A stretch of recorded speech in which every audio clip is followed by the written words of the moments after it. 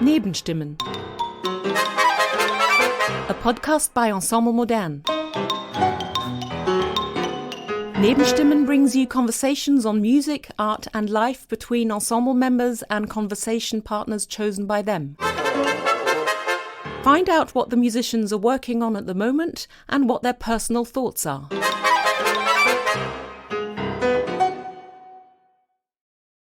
Hello and welcome to Nebenstimmen. My name is Paul Cannon. I'm the double bass player of Ensemble Modern.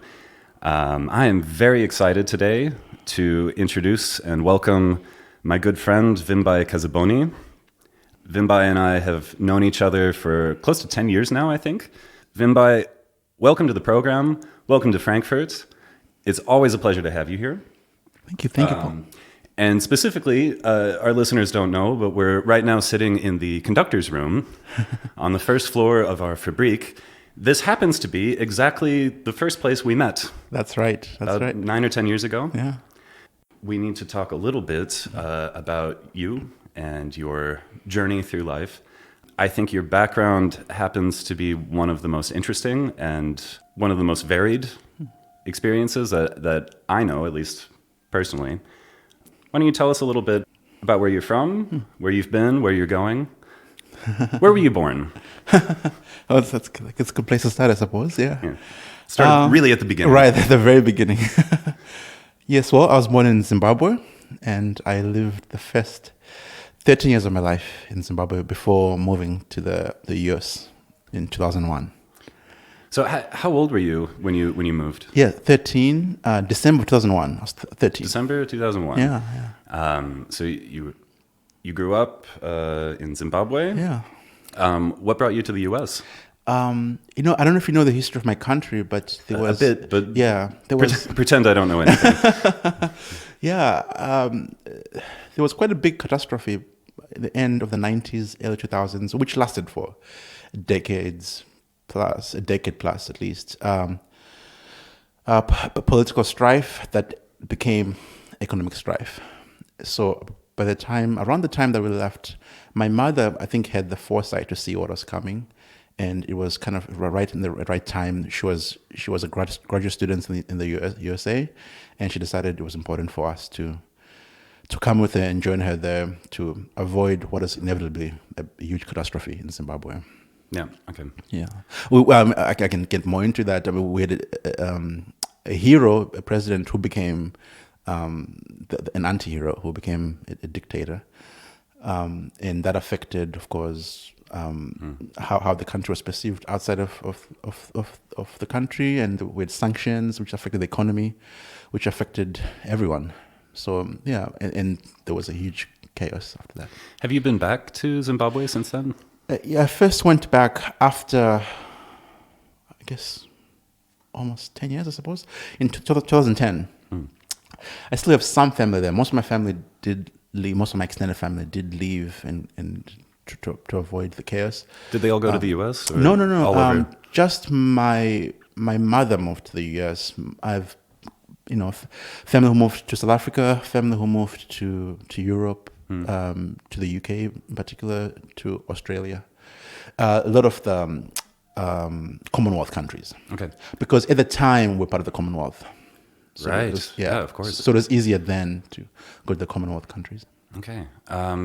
But your parents chose not only the U.S., but where exactly in the U.S.? My mother was a grad student in Long Beach. So we're in Long Beach for the first year or so, and then Riverside, California, for the first 2.5 years of my existence in the U.S. And then we moved to Nebraska. My favorite place in the world. When you and I speak about Nebraska, we're ironic about it, but I just love that place. It's not the place as much as it's the people. Mm-hmm. And you know this about the Midwest, Paul, Midwest of America. There's a certain energy, certain quality that comes with like the people there. There's a lot of nothing, right? It's very flat and very plain. I have to admit, I haven't spent so much time in Nebraska. I see, yeah. Well, no one does. Passed through as many people do. As most people do, yeah. There's a lot of nothing, and therefore all you have is each other. Uh-huh. And there's something that's beautiful about that. I really learned how to be human in Nebraska. I think I attribute that to being Nebraskan more than African. That aspect of just all you have is people. Okay. There's not much fun to be. You can go play with the hay, of course, but Okay. but it's all you have is each other, and you learn how to. It was a great place for me. I only lived there for about 3 years, but it's an important place for me. The one that I always go back to. But you've told me before that the friends that you made Are lifelong friends. Those are lifelong friends, and you've told me you actually visit quite regularly. Every holiday. That's amazing to me. Every time I'm free, I'm in Nebraska. I mean, for myself, like I almost never go back to the U.S. Right. I just went for the first time in 5 years. Yeah, wow. Yeah. And I mean, unfortunately, most of the friends I did have when I was a teenager, I've lost touch with, or we've all gone our separate ways. So I think that's pretty amazing. Yeah. Particularly for you, who's so well-traveled, and you're all over the world, but you still make the point. Yeah. Almost like a pilgrimage. Yes, it's also grounding. I think it's going home. It's very grounding. I travel a lot. I travel for work. Every week I'm traveling. And so the idea of travel is synonymous with work for me. It's tiring, right? It's very tiring. However, going to Nebraska and just doing nothing with your friends, just talking. And it's also one of those places where I'm a child again. That's another great point my friends don't care about what I've done. They're proud of me. My friends are very proud of me, but they don't care if they care about me. They care about the person. So there's something that's, I think, grounding about that and loving. I don't know. No, that's good. And I mean, it's, as you know, it's very easy to get sucked into social bubbles and cliques. Right. And especially as a musician, from time to time I notice, like, I don't have so many non-musician friends, actually, people that I'm close with. Yeah. And the ones I did have were from those teenage years who I lost touch with. Right. Yeah. So good for you. Yeah. No, it's a gift. It's a gift. Yeah. At what point did you find yourself gravitating towards music? Early on, when in Zimbabwe, I was my first instrument. I was 5 or 6. I was playing the mbira. You know the yeah. Is it a musical family? No. However, I hear that my late paternal grandfather, whom I never met, he was a high school principal. I come from a family of teachers for the most part. My mother was a school teacher. Both my grandmothers were school teachers. My paternal grandfather was a teacher and then became high school principal. Both my parents were some point teachers. My aunts and uncles, professors and teachers. I come from a family of teachers. However, my paternal grandfather, whom I never met, he passed away before I was born. I was told was a choir director once, like amateur choir director, high school, and I believe he did it because someone quit their job or someone left, so he did it for. But I come, both my grandmothers, sang in church choirs and things like this. I sang in a boys' choir when I was young. Up until I moved to the US, I sang in a boys' choir. Now, I understood your first primary instrument was percussion. Yes, mbira, then percussion. Yes. Okay. Yeah. But all up until end of undergrad. But do you still play sometimes? Sometimes I'll play chamber music with my students. Okay. As part of teaching, which is great. And the older I get, the more out of touch I get with percussion, the more fascinating it becomes. Okay. Because what are these two things? My hands, Yeah. So that's fun, and it's a great way to be in touch with teaching. It's a great way just doing to play with your students. Yes. Yeah, of course. Yes. Yeah. I mean, I love playing for my conducting students. For example, I love playing for them when I'm coaching chamber music to play percussion with them. That's always fun. Where are you teaching, by the way? At Boston Conservatory at Berkeley. Boston Conservatory at Berkeley. Yeah, exactly. That's what it's called. Okay. Yeah. How long have you been there? This is my 5th year now. Your 5th? Yeah. So I don't know if I want to get on that topic now. Yeah. But, so you survived Corona and everything through that. That must have been wild. That was wild, yeah, because of course you're conducting ensembles and things like this. And then when COVID came, we're making we had students making recordings of their parts and trying to put it together just to somehow stay in touch with it. But then after a while, some composers started writing music for the medium, for Zoom. There's a great piece that I love by Dai Fujikura called "Longing from Afar." Longing from Afar by Yes. Dai Fujikura. Yes, yes. Beautiful piece, I think, in which he wrote it particularly to be played on Zoom. On Zoom in particular. It doesn't work on Skype. Well, I haven't used Skype in more than a decade. Yeah, I don't think anybody. Yeah. But on Zoom, you can see each other. So there's a conductor, there's musicians. You can see the conductor's gestures. You decide the form ahead of time or impromptu. And everyone is recording themselves. As they are playing together on Zoom, everyone is also recording their audio and their video at home on a second device. And then after you play together, you put those two, you put all the recordings together, and it's a piece of music. Yeah. And I suppose that it would be playing with time delays and this kind of effect. Right. I think that comes with the aesthetic. Yeah. Well, we got a little off topic. Yeah. Here, but also interesting. So you did your college studies first in the U.S. In Los Angeles, yeah. In Los Angeles. USC, Southern California, yeah.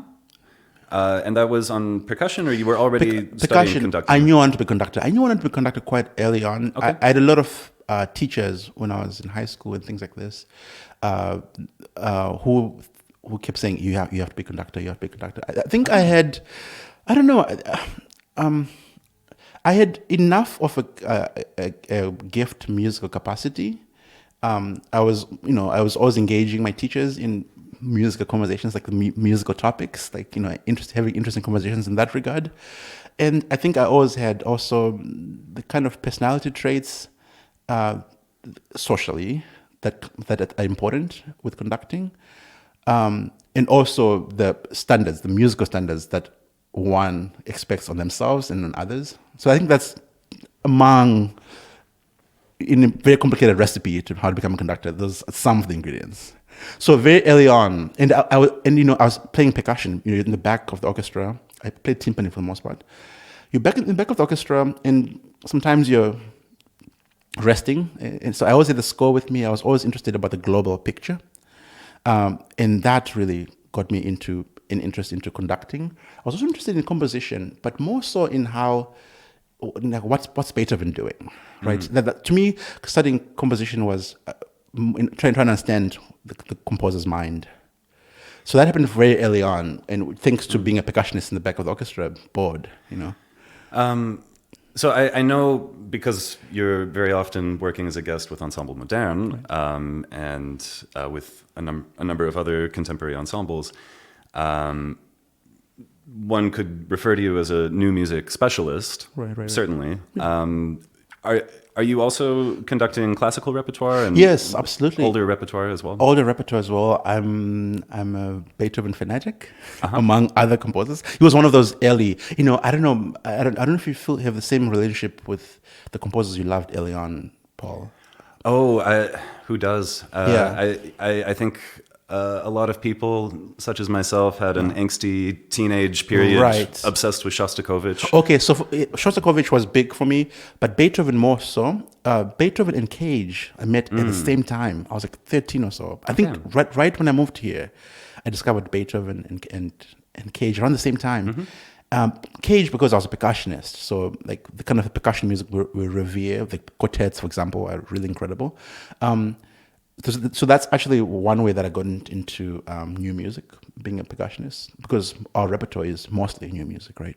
Like the virtuosic repertoire. Yep. But Beethoven, I was just in love with. He spoke to me in a very visceral way. Like I understood Beethoven before I understood Beethoven. I got Beethoven like you love your favorite punk band. You don't know. You don't care about the theory. You don't care about what are they doing. Whoa, that was a crazy progression. No, you don't. You just you feel it's just something. Fun. Yeah. It's fun and it's satisfying to listen to. Yes. Yeah, sure. And so I've had that relationship with Beethoven. Therefore, in my studies, I was studying those composers and have been pursuing those composers in addition to specializing in. But has all of your specialization in new music, has that colored your perception of that older repertoire? Absolutely. When I go to Beethoven and talk about color, who talks about color when they talk about Beethoven? I'm obsessed with that. When I talk to strings, I'm interested about what part of the bow you're on in Beethoven, or on a Dvorak slow movement. Are you towards the bridge, away from the bridge? Flautando, how fast is your bow? How light? I'm more interested in that, but that all comes from new music. That's all stuff that I learned from new music. Also, being a percussionist, you think about color a lot. Okay. Do you know I think it's Bruckner 9. Do you know Boulez's Bruckner 9? I never heard that recording. No. Yeah, it's fascinating. I don't think... I love his Mahler recordings. Yeah. Right, of course. Well, so Bruckner is, I don't know. It's worth listening to. Check it out. Okay. Because, his Boulez coming to this repertoire. So he's not about this kind of... He's less concerned about this kind of romantic expressionism. He's more interested about the other things, which I think he's bringing as a composer, but also as a new music practitioner. Now, I don't know if this is something you would agree with, but as an instrumentalist and as an interpreter, right. Having worked with so many living composers and more experimental composers in particular, I think that's given me a very different perspective on the mentality of composers and their process. I mean, some of them always know exactly what they want, or at least they project that. Right. But so many of the composers we work with are constantly changing their minds. Right. They're making additions and subtractions, and actually sometimes very radical changes, which you wouldn't possibly understand from the score. And you have to be in the room with them and have that conversation, and they have to test stuff out and try things.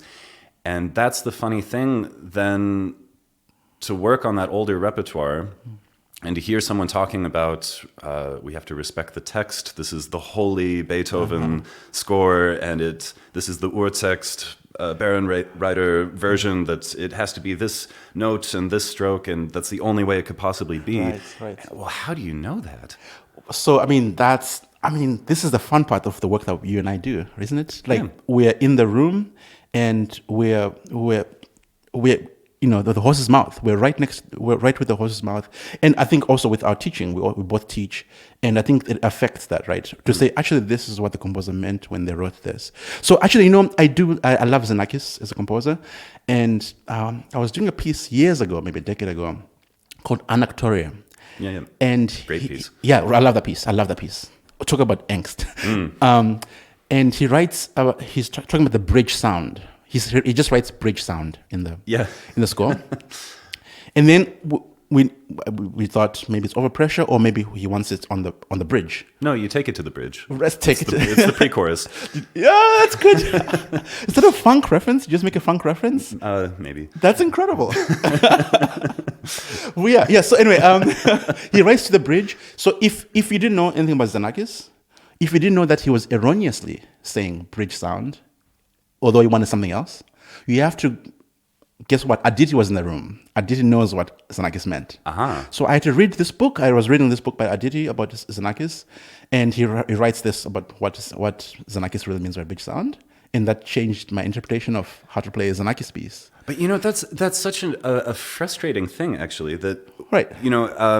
It's a real privilege for me to be an ensemble modern, and we play these classic pieces. Right.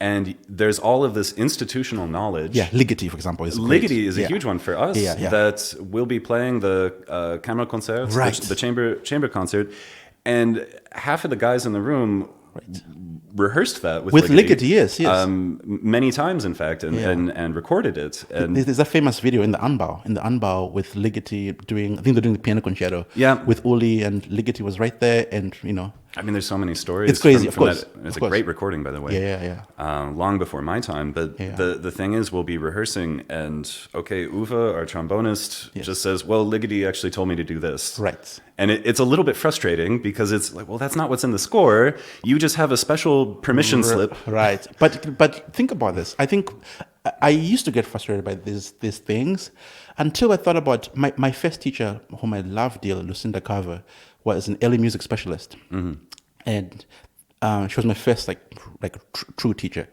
And when Bach writes in the Symphonia, sometimes there's no dynamics. The Urtext edition will have dynamics. We add, but that's a guy who edited this. But there's so much that's missing from the page. Right. when Bach is writing, or any of those early course. guys, all the way up to Wagner. Like, I mean, even in Wagner, one could argue that, like, actually there's not enough information. And you are a Puccini, I mean, it can that's the reason why people like Mahler were kind of overcorrecting by trying to put everything so that people in the future can really And it's still not understand. clear. And exactly. Because exactly. it's still, it doesn't matter There's without contradictions, context. right. You're writing that for particular musicians. Right. Music generally has been going more and more in that direction. It becomes very personalized. Absolutely. So there's something to be said about tradition. Why do we respect the early music tradition, or the classical tradition, even though it really relies on, or who did you study with? Or the teacher who you studied with told you that this is how you play the Kurzawitsky bass concerto, this is how you play Beethoven in the right way. Yeah. HIP, one and only way. Right. HIP, when HIP came in the 70s, 80s. Historically informed performance. Exactly, yes. And when that came, like, suddenly you're these experts, right? So suddenly there were these experts, these scholars were saying this is how they would have done it because they read some treatise, or this is how maybe they'd have done it. So it's happening now which has value. I mean, right. that's based on research. So come to modernist repertoire. It's happening now, right? So the thing is that what's needed is a more kind of official way to officialize this historical knowledge. No, absolutely, and it's very frustrating. I mean, if you do Ligeti or Stockhausen is a big example. Yes. That's such specific information, right? And there is the correct historical way, and there's really only a few people who know. Right. So it has become historical music, actually. But you guys are doing your part. I mean, you have what now? Almost 20 years worth of students. We're on the 20th year. Yeah, in your academy, you have 20 years of 20 years, generations worth of musicians who have learned, or who are learning this tradition from people who really know. Well, this is an excellent segue to one of my questions. As we're going along the Vimbayi Kaziboni life journey, after USC, you would have come to Frankfurt. That's right, yeah. I started, when I was at USC as an undergrad, I started an ensemble with my friend John Stultz, who is a violist in anti-contemporary now. Right, we know him, My closest friend, musical friend. So we're doing many things together. Right before coming to Germany, the year before, we both somehow got accepted to, remember this summer academy that Ensemble Modern used to lead in Schwarz, in Klangspuren. Right. We both went that year, and George Benjamin was the guest that year, the big guest. So, and that was a crucial summer for me, Paul. Because I was into conducting. I mean, when you're a young conductor, you're figuring a lot out in yourself. It's a lot of self-study. I had teachers. I had some experiences because I had an ensemble. But a lot of the issues, you're just figuring out yourself. You learn the most in those early years. Like, you learn a lot. But that summer was the first time, after having been conducting for about 3 or 4 years, like, with serious study, was the first time that I conducted a piece where I knew everything in the score, every single detail in the score. And that changed my life. That moment changed my life. Which piece was that? George Benjamin, Oli Cantus. Okay. Do you know this piece? I haven't played that, no. It's a short piece, 6 minutes maybe. Okay. For ensemble. And of course, the reason why I managed to get to the smallest detail of that piece, because I had George Benjamin right next to me teaching me about the piece. And he would break things apart. We'd study together privately, like take a walk in the mountains with George, like we're talking about music. And then in the rehearsal, he would like slow things down. It's just like, let's just hear the chimes. Like one note, and then a minute later, there's another note. And then you put all the notes together. Oh, that's Happy Birthday to You. He's a piece he wrote for Oliver Newson. So you're figuring all these connections out, going so deeply into a piece. And that was the moment in which I was like, if ever I wasn't sure about wanting to be a conductor, that was the moment I was like, when you really know everything, when you really have mastered the score, it's the feeling is really incredible. And the exchange that you have with the musicians is much more profound. Yeah. knowledge gives you a certain degree of authority. Right. Yeah, it's very empowering. And then when you have a good relationship with the musicians, it becomes a much more beautiful, profound conversation. Okay. So that changed me. That's how I knew I wanted to go study ensemble modern. That's how I knew. Okay. New music was my thing. That's how I knew I wanted to become a conductor. Tell me a little bit about your year. Yeah. You had a year residency basically with our academy, Right.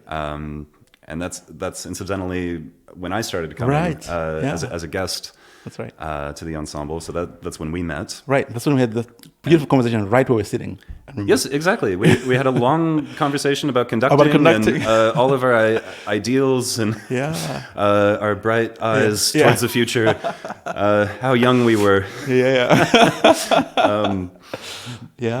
But I'm curious. I mean that's an intense year. Yes. As far as I can tell, and that's a program now I've been helping to run the last few years, and I see actually how much work that is for the students, and it's very intense. Yeah, I think it's very surprising, and it's a shock to the system in a lot of cases that they didn't know. Actually, you can work that much, and it's not even as much as the Ensemble Modern is working, but you have to build up to that. That's right. That's right. And I'm curious. Are there some experiences or maybe some lessons? What happened during that year that's really stuck with you? Oh my gosh, that's when I really became a musician. I grew so much in that year. First of all, I mean, just the scores they sent you before you start, it's intimidating. Mm-hmm. It's usually, I don't know if you're still doing this, Paul. When I was doing, my year was special because it was the 10th anniversary. Mm-hmm. So there were more concerts than usual. There was more touring than usual. It was intense. It was intense. So the scores that they sent you just to start with is like, the modernist classics. They send you like 10 scores or something like that. That'll happen in the first phase. So that, kind of an orientation of modernist music. And then with a few contemporary pieces as well. Yep.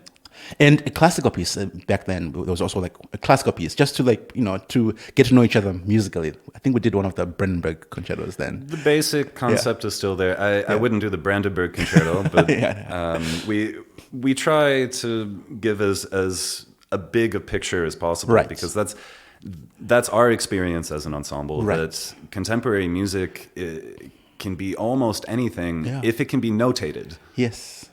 And if it's physically possible to play, or even physically possible to consider playing, we will try. But even your repertoire, I mean, remember that first year that you were on trial with Mozart Grand Partita? My very first project with the Ensemble Modern, I was playing Mozart. Bam, yeah. So so it was intense. I think I was one of the youngest. Two of us, me and Diego, were the youngest in the whole crew. So some of the crew was like 10 years older than I was, and I was the conductor. I know. It's a lot of pressure, a lot of stress. But I think with a really intense bond, the musicians and I, that year, part of that is like the trauma of just doing is a lot of music, a lot of new music. I don't know if you can still do this. Trauma, that's an interesting word choice. Oh yeah. And of course now I look at it fondly. I love this is my musical home. Ensemble Modern is my home musically. And I look at it so fondly, but that year it was, just you're really buried in these scores, and you have to know every score. Like you're the soldiers in the trenches. That's the thing. I mean, it when it gets really intense, it feels like you're going to battle. So we're there for each other, which was great, which was a kind of a beautiful thing to see with music making, which I'd not really experienced. Like the idea of like we're there for each other musically. That's to me that's still a beautifully profound concept. Okay. That when things get tough musically, we're there for each other. Like, no one dies. It's still music, and we kind of, it's sharing. We're here together. So that was a big thing. Like I made lifelong friends during that experience. There were so many of us from all over the world. It was a very international group. Yeah. So we're sharing in all aspects of life, but also musical aesthetics. So our big final exam concert, in which we curate ourselves, was very, very, very diverse. It was there was theater, there was very old music, very new music, there was the classics. There was so much happening that I would have never imagined before coming here. And then all the tours that we did, just you feel like celebrities, like the small ensemble modern, like when you're, so there's something that's very empowering about the experience, not just surviving it, but you're also empowered by knowing that, I can do this. Right now, I'm here in Europe for 2 months, and I have like 22 scores. Right now, I have like 23 scores that I'll be doing in the next couple months. Yeah. I could not have done that before EMA. It was impossible. It's crazy. Actually. Yeah, you have to be put in a situation where you're forced to do it. Right. And at that point, you actually do see what your limits are. Right. And you see what you're able to do. You find a way to work efficiently. Oh, absolutely. Yeah. I call it, pick your battles. Right. You kind of leaf through the scores and you see, okay, this one's easy. I can deal with that later. Right. That's going to be a problem. Right. So going back to Benjamin, going back to George and doing all the cantus, I feel like I would have never understood a Mahler symphony truly before understanding that little 6-minute piece. So to the point you're making right now about like understanding picking your battles. So to me, it's always about how will I get to the musical essence of this piece? What's fundamentally being said in this piece that I have to project to the musicians, that we have to project to the audience? I have to do that with every piece, all the scores that I'm doing, and mastering. I guess that's the word. Mastering that one little small piece, 6-minute piece that I just adore, was kind of the gateway into now I can master 25 scores.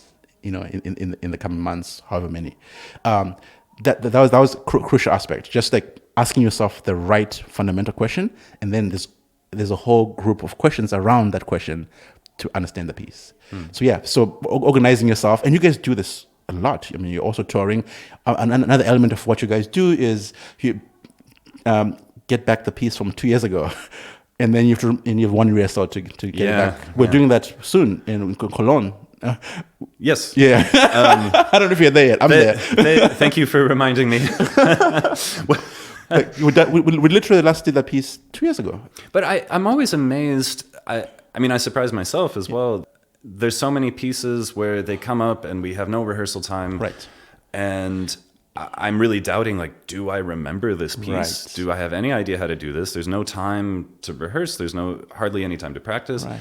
And then we sit down for the one rehearsal, we run through the piece, and it's all in the fingers. Right. It's all still there. Yeah, right. I mean, we had that experience just yesterday. Yo, yes. At the time of this recording, Yes. yesterday we had a performance of Heiner Goebbels' House of Call with the Ensemble Modern Orchestra here in Frankfurt.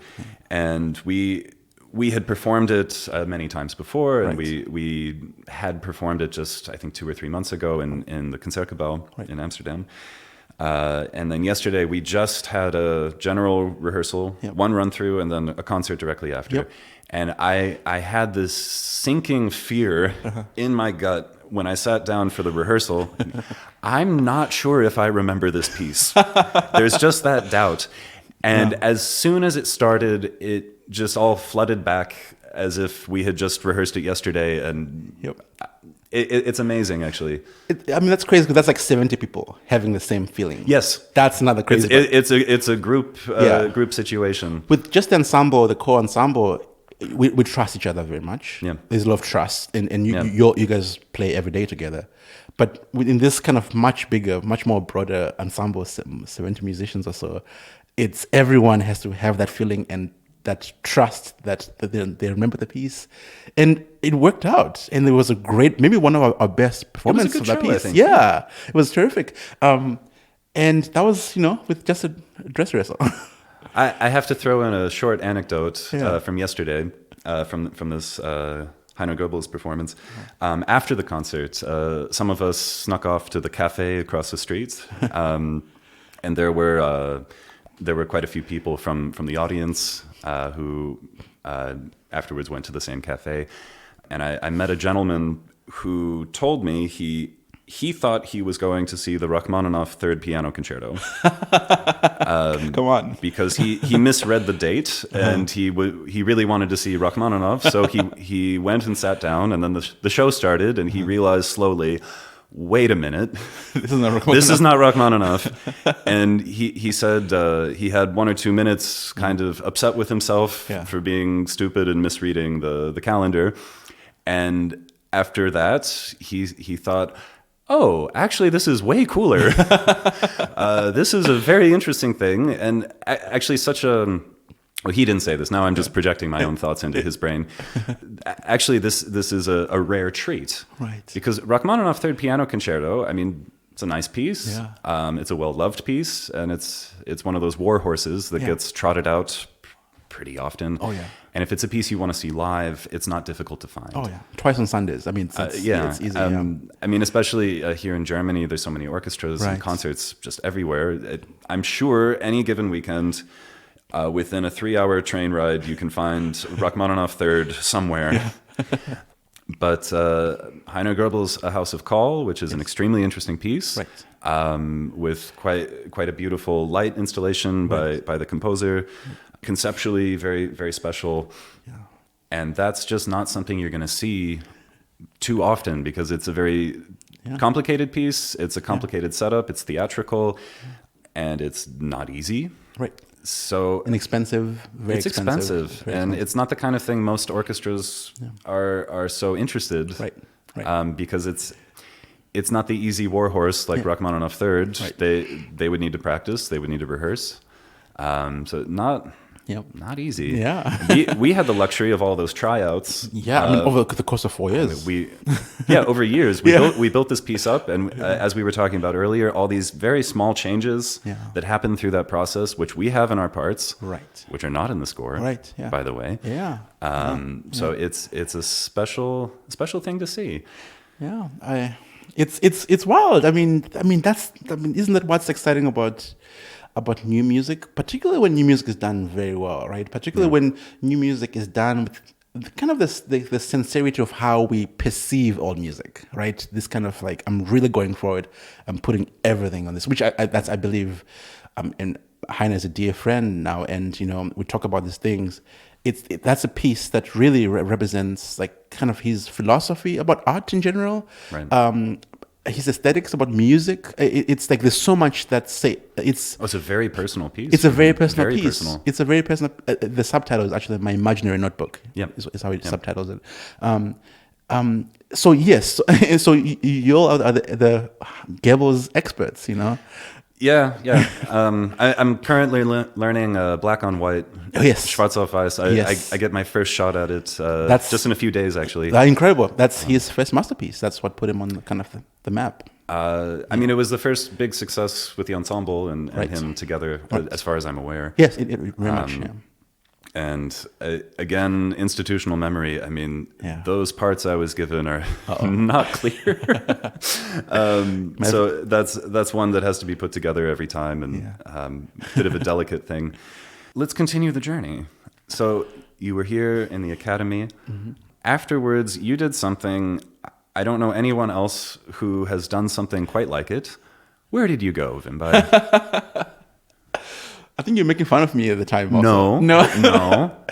Where did you go? This was crucial. I want to go back to George Benjamin Schwartz in Tyrol, in Klangspuren. Uh-huh.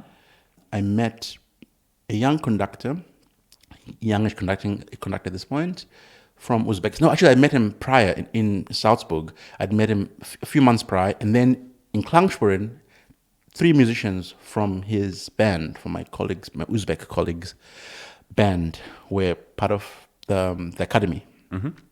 A cellist, a bassist, and a violinist. And so the second time I'm meeting these Uzbek musicians, and I'm kind of fascinated. Uzbekistan is a country that at the time I couldn't tell you where it is on the map. Right. I could guess. I mean, we're both American citizens here, right. And I think the world knows we're not the first experts in geography. Yeah. Yes, I mean, so despite that ignorance, I just couldn't tell you what Uzbekistan was. But the conversation that I had with the conductor in Salzburg prior was incredible. This was like musicians, people in music leadership, and I think we're the only two young conductors at this place, and we're both in new music. We both had ensembles in our hometowns, so we had much to connect on. And I just loved his approach to talking about music. Whenever you talk to, at least when my experience is talking to Westerners about new music, particularly, there's always they always show their aesthetic politics, right? Oh, you like this composer? Psh, oh, that's I prefer this one. This is the true master. Blah blah. There's always kind of that personalized kind of aesthetic values that are put into. He just spoke about music like everything was just open. Right. There was anything I would play him like the most conservative music that I knew, just to test him, and he would be just in love with it. He would just find something that he's just in love with. But do you think that was reflective of a larger cultural trend, or that was just him and he's special? Maybe. I don't worry. I ignored it. Don't worry. I just thought I found a special person. Yeah. But fast forward now in Klangspuren, and I meet the musicians from his band, 23 of these musicians, and they have the same kind of openness. The same kind of openness, not just personally, just about music, we're doing, I think among the pieces we did was Anactoria, actually, here. And they were just really into it. And they were the bassist and cellist were playing on this piece. And they were the most into it. They were you could see them physically into it. Really, really expressing it. When you see someone play Wagner, someone play a romantic, they were really into it. And Anactoria is ugly music. Yeah, that's the whole idea. It's ugly. It's perverse. It's in your face. It's intense. It's intense music, and they really were show. So I was blown away by this. Okay. So I started talking to them more, and there was a bit of language barriers, but from what I could get from them, there was just this love for anything that you're doing, anything that you have committed to. Okay. There was just this love that they exuded. So I was curious. I became very curious. So I applied for a Fulbright to Uzbekistan. I got it. I don't know how many applicants applied for Fulbright to Uzbekistan. Probably not so many, but generally Fulbright is I mean that's an American scholarship. Right. Actually came out of the Marshall Plan. Oh, that's right. It has an old history. Being in Germany, it's I mean, and it's about cultural exchange. Right. Which I mean, at some point I was hoping that would be what we're really talking about today. Yes. Yeah, that Fulbright scholarship, that is actually the point of having a cultural exchange and a real exchange. Well, I had a life transforming exchange, cultural exchange in my time in Uzbekistan. How long were you in Uzbekistan? Yeah, it was a full year. 1 year? Yeah, 1 year in Uzbekistan. I get there, my gosh, Paul, they're doing, every week it's a new crazy project, unfathomable music. They love this Western classics. They love that music. You're in Tashkent, Uzbekistan.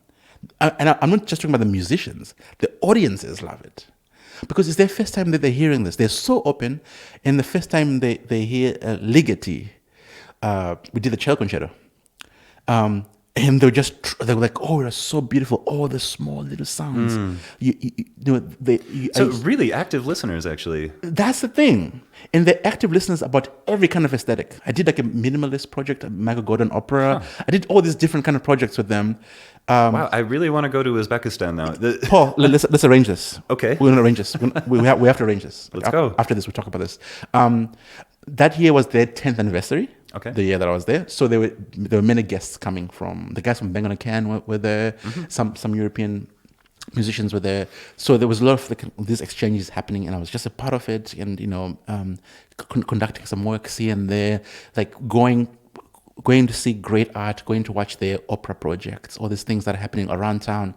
And I was always so moved. The ovations that they have, the audiences have there, they just really, really touched. And there's this deep, deep gratitude for performance, for art that's being made. And that really, really moved me.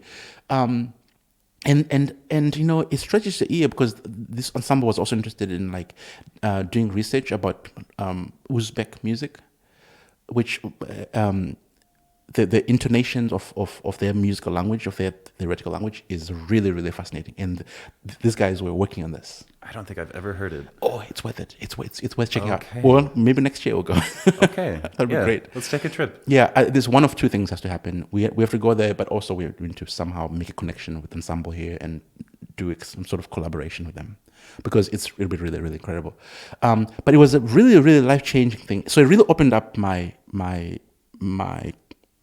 eyes and my ears and my heart to this really kind of alien aesthetics to someone who became of age musically in the West, you know. Wow. So that was really, really transforming for me. So you were there 1 year. Yes. And then, as I recall, you went to Paris? Or did I miss a step here? I moved to New York because New York, what do you do when you finish your studies and you live in Uzbekistan? The last place I would want to go is New York City. But for me, it was Nebraska or New York. Okay, fair enough. Nebraska was the safe choice, was Nebraska, and New York was like the crazy. Like, okay. What am I doing? Choice. No offense to New York. I recently visited, actually for the first time in my life. Oh, okay. Just a few weeks ago. Yeah. And I think my fear there is that there's really so much competition, and it's a kill or be killed kind of atmosphere. I mean, that was my impression from the outside. I think that's a fair characterization. Okay. Yeah, that's a fair. But there's also great things happening there. There's great music happening. There's yes, a competitive atmosphere, but very well-meaning, talented musicians who really go for it and are up for the fight. You know. Okay. So I went to. I don't know. I didn't know what else to do. I just went to New York. You know, that was a thing for a while. Like when you want to make it big, go to New York. Yeah, people say that. Yeah. If you can make it there, you can make it anywhere. Yeah, there's a song about that, I think. Frank Sinatra, I think. So yes, I went to New York, and in that year is the year that I was applying for auditions and things like this, and that's the year I applied to be assistant at Anta Contemporain, and that's the year that soon after that, okay. I went to Paris. Yeah. So by now you've lived in Zimbabwe, California, Nebraska, New York, Frankfurt, Germany, Paris, France, Uzbekistan. Yeah. Am I missing something? Oh, I mean, after Paris, many doors opened. Yeah. Not just new music and other avenues as well. Professorships. I got a professorship in Pennsylvania, and 2 years after the one in Boston. Yeah. So yeah, I think things kind of changed. There was a big shift that happened around that time, career-wise, for me, with many doors opened that I was, willing to enter. Yeah. Well, I just so appreciate having you around and hearing all your stories, even though I've heard some of these stories before, but there's so much about the value of human contact with you, and that's always, no matter what we're talking about, that always seems to come through, that you really value the people sitting in front of you. We should talk a little bit about some upcoming projects. Yes. Because we have quite a few with you these days. We're keeping you busy. Yeah, no kidding. So we have an ongoing project called Afro-Modernism in Contemporary Music. Yes. That was curated actually by George Lewis. Yes. That will be coming up next in Cologne at the Cologne Philharmonie on the 10th of October, 2022. I really should mention the year because sometimes these podcasts stay up for 10 years. Right. I don't want to get anyone's hopes up. But that program features pieces from Hannah Kendall, Jesse Cox, Daniel Kidane, Alvin Singleton, Adile Kumalo, and Tanya Leon. Yes. Is there anything you want to say about that project? I mean, there's so much to be said, of course. George is my mentor, and I really admired George, just how he's navigated the world of contemporary music, from a political perspective. I don't know if that's the word, philosophical perspective. I think that's the way to put it. Of keeping his soul and while navigating, like a treacherous field, like, very competitive field, and really like making a mark, like with his ideas, his compositions, absolutely, but his ideas, just like talking to people about, guys, let's talk about this thing, this one aspect. Let's talk about this aspect now. He's I don't know. I just really admire his approach and I would say his humanity that he brings to music making, generally speaking. And this program is no different from kind of his thoughtfulness with the act of curating. Right. So this is a project about where we highlight these 6 composers from the African diaspora. Yeah. So these are composers from all over. There's a South African composer, there's a Swiss composer, there's a couple of American composers, Afro-Cuban composer in the case of Tanya, a British composer, 2 British composers, I think, actually. But all of whom have different stories, different lives that they've lived. And yet kind of what connects them is this kind of living in the world with black skin, with a heritage from Africa somehow, from Africa, but through many differing avenues. And how does that manifest itself in art? How does that manifest itself in music? Right. And as a result, you see pieces that are vastly different. But they have nothing to do with each other. Absolutely. I mean, aesthetically, Absolutely. I don't catch any common thread. I love that. I mean, actually, in a way, it makes an interesting point because the title of the program, it makes it sound like, okay, here's African music. Yes. Whatever that means. Yes. As if it's just one thing. And actually what you get are 6 individuals. Yes. With their own lived perspectives, Right. their own stories, and they have very different things to say. Right. So we've offered this platform to them, and it's a more individual process. So in a way, it's a bit of a fake or a decoy. Yeah. No, I would argue that the most important thing that this program says is the thing about living in black skin is that, and one could say that this is about other groups, but I'm just talking because this is the project that we're discussing. I mean, it's what it's about. And also my own personal experiences, is that it's so easy to be pigeonholed or to be put in this kind of box just by being looked at, right? Yeah. And I think what the big theme here that this program illustrates is that actually these are vastly differing people, different ideas, different lives, different aesthetics. They're all different. Yeah. They're connected via this black skin, which is how everyone sees them, but the output itself is very different. Yeah. So I really love this program for that idea, and of course, collaborating with the composers, getting to know the composers who were part of this has been a profound experience. And I think also for the ensemble, this is great. I mean, the ensemble has been really doing a lot of work in this regard. I mean, I think one of the early programs that we did together was a program of all women. This is maybe 2017 or 18. I don't remember exactly. Yeah. And that was also a fascinating program because none of the pieces sound the same as well. Same as They have this. nothing to do with each other. Right. I mean, what you get is just, here's some very interesting composers. Exactly.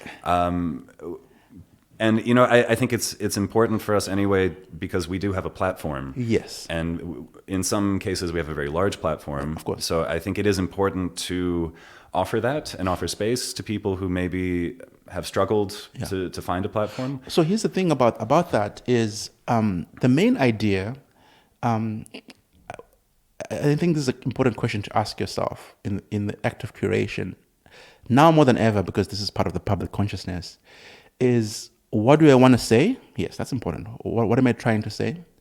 But also a consideration, and this has to come from a place of empathy, is, okay, whose stories are not being told?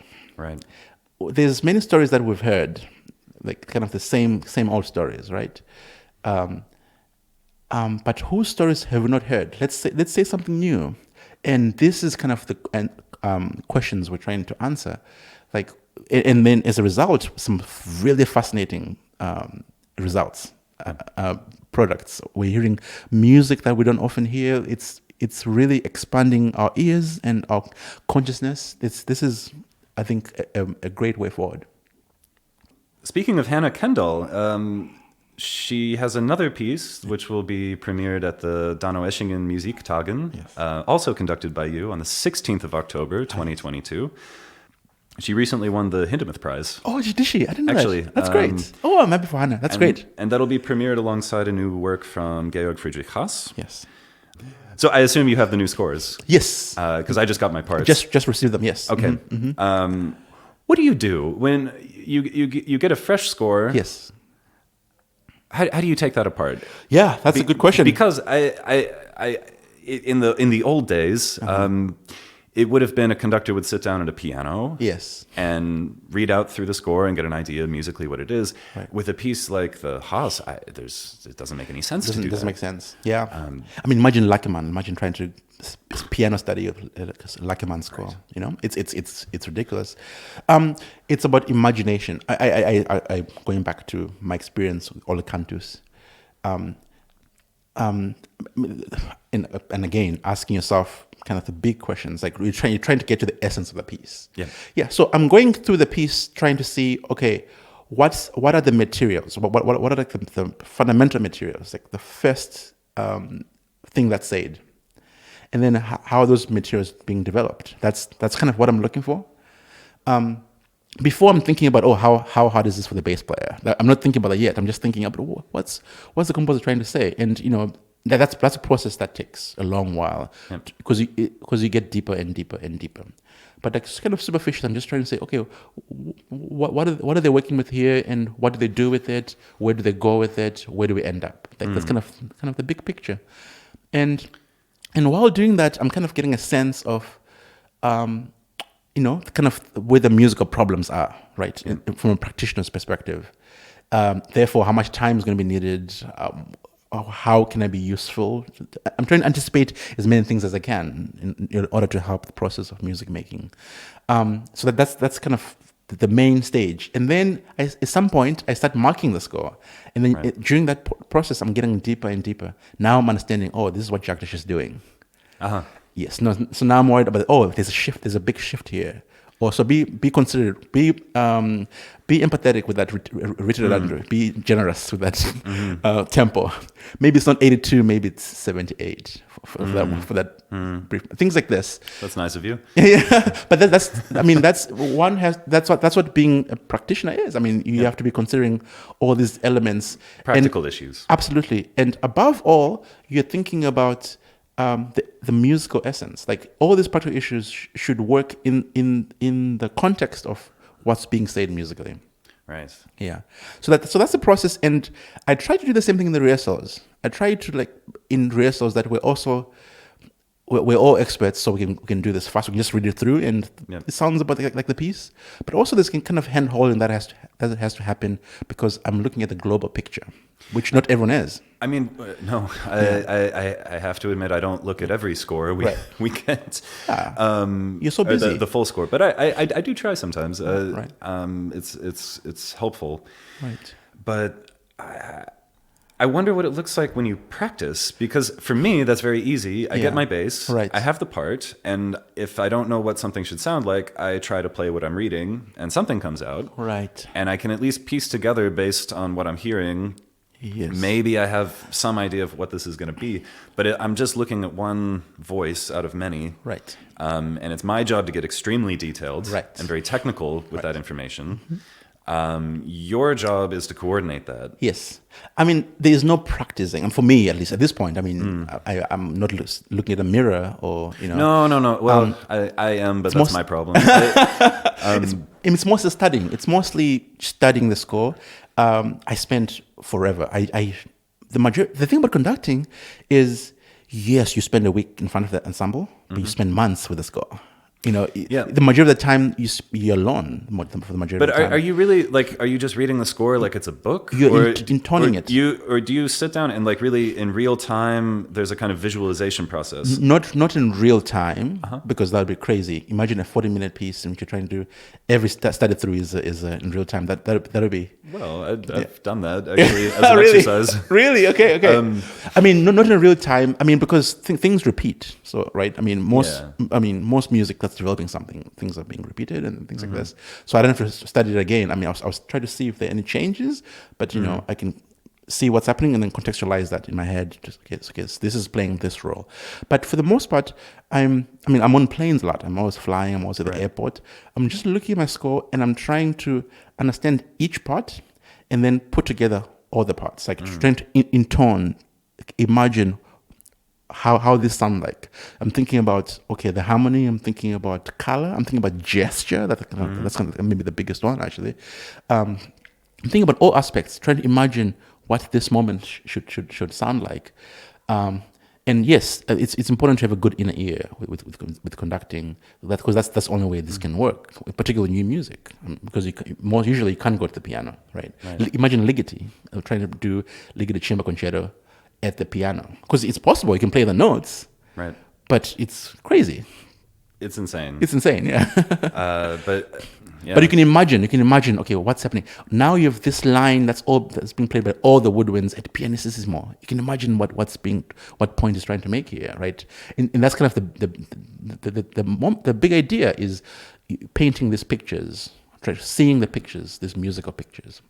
And trying to put them into context and trying to express that in gesture, express that to the band, and then sometimes by using your words, and then putting the whole picture together. That's the whole idea, I think. And then of course things will come up. Yeah. This is out of tune. The viola was late. Things like this. All these things will come up but that's the things you learn how to react. That's what being a professional is, right? When it's an older piece and there's a recording, do you always check the recording? No, not after until I've studied it. Okay. I study first. You like to do it in that order? I want to have an interpretation first, and then I want it to become an informed interpretation. Right. So I want to interpret, and then I'll go listen to say, okay, what's different? What's different between my performance so far and what these other conductors have done or this other conductor has done? I think that otherwise I'm robbing myself of a true experience with the music. Yep. Yeah. How much space do you give for the musicians to do their own interpretation? Oh, with this ensemble music, plenty. Yeah. I mean, that's what I've noticed from you. But, that's why I call this my musical home, because you guys are the most flexible, most nimble. Everyone has ideas, and so creating that platform is important. Sometimes I'll say no, I think that's a bad idea, and here's why. You can't just say no. I'm from Zimbabwe, I know, but you can't. I'm used to experience, but I can't be. Here's why. Because you should be the most informed, because you're looking at the score. You've studied that, you put effort into the score, but also the cellist is also the expert at the cello part. Yeah, so that's the thing. So there's this kind of give and take. Like they really know how to execute their part, and they know the best ways to execute their part. And I can speak more globally about how they should contribute to the bigger picture. Yeah. Right. So it's a fine balance, I think. So I mean, I could imagine in our case, it's more about there's maybe too much interpretation coming, and you have to kind of balance. That's it. What's happening, and maybe there's some disagreements between those interpretations. Right. Yeah. I could imagine when you're working with your students, you have the opposite problem where they're a little bit afraid to offer something. Right. And actually, that's my frustration watching not only student ensembles but most orchestras. There's this very conservative approach to music making that goes all the way back to where we started. I don't know how long we've been talking. But, right. Where a very classical idea of this is right, this is wrong, don't make mistakes. Right. I strictly use a Socratic method when teaching. Always. I won't take a teaching gig if I think there's not enough time to use the method, because the Socratic method takes forever. Yeah. You can spend 2 hours just on the exposition of a Haydn symphony, let's say. So because I use the Socratic method, I'm asking questions. What do you think we should do here? Who is the theme here? Who's playing the accompaniment here? Who's secondary? What's the bass doing? What's the harmony doing here? I'm always asking these questions. For example, when I hear something out of tune, I ask people, what chord is this? And of course, they're going to see their part, but I'm hoping that by doing that and enforcing that, then they start to listen. I'm playing the third of this chord, so I need to tune it this way. And then it pays in dividends afterwards, after having that slow process. And I know you went to Rice, you're a great conductor, great teacher. Larry Ratcliffe, he, rest in peace. Sadly passed away a few months ago. But that kind of teaching method is what I value when teaching. So eventually, the students will start having ideas. So it pays later. It pays off later. But the process that we have with Ensemble Modern, that kind of process, maybe with students, it will come as a question. Should this be like this here? As opposed to say, I think this should be this. Yeah, but I guess that's what I'm challenging a bit is that framing of, is this what it's supposed to be? Right. Is this correct? Can I get an A, please? Do I get a gold star? Right. Right. I think the terrifying thing, actually, when you're still a student, is finding out there is no right answer. Right. Everything's relative. It's actually a matter of taste. Yes. I mean, there is like right and wrong. Like if you're a bar late, you're wrong. Right. At some point, it becomes objective, and you can't say that was a matter of interpretation. But that's the thing though about music making is that it is interpretation, right? Every performance that we hear is a result of a collective collaboration. Yep. Even when someone didn't say anything in the rehearsal. Someone should write a book about the psychology of orchestras, because there's a lot of when someone says nothing, that says something. It's always says something. So so every performance you hear is a result of, to a certain degree, some sort of collaboration. So it is an interpretation. It's open. Like there's no right or wrong. No, but that's the beauty of the art form. Absolutely. Yeah, absolutely. And that's my approach to every piece. So the fascinating thing about having spent so much time with scores on my own, and suddenly I'm in front of the orchestra, is that there has to be room to now your interpretation, in which you spend so much time putting effort in, being challenged, being questioned, and there has to be a dialogue. It creates, if you're healthy and you're secure, that should create a dialogue. Yeah. Vimbayi Kaziboni, you've been a wonderful guest. I love talking to you. We probably will keep talking, but at some point I have to turn the microphones off.